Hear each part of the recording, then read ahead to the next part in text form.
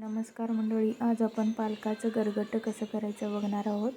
त्यासाठी पालक असा लागणार आहे, कोथिंबीर, लसूण ठेचून घेतलेली आहे, 2 हिरव्या मिरच्या, कांदा थोडासा अर्धा आणि एक टोमॅटोमधील बिया काढून घ्यायच्या.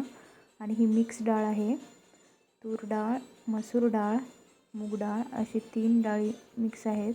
त्यानंतर चिरलेला पालक घालायचा, त्यामध्ये पाणी घालून थोडीशी हळद टाकायची आणि थोडंसं मीठ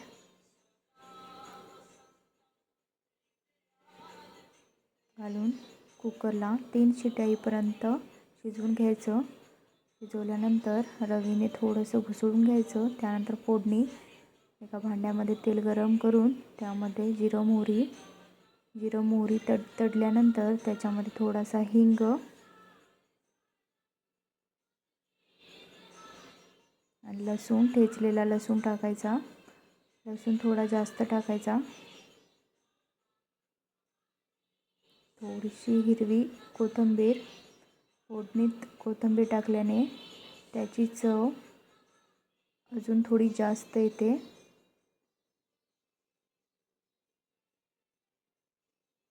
त्यानंतर थोडीशी हळद, थोडंसं लाल तिखट, थोडंसं मीठ चवीपुरतं.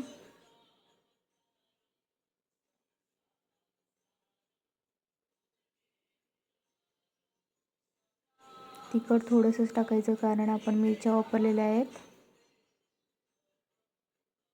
त्यानंतर हे रवीनं घुसळलेली डाळ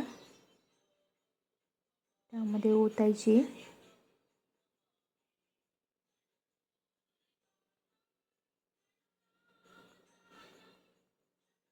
त्यानंतर थोडंसं मिक्स करून एक उकळी काढून घ्यायची.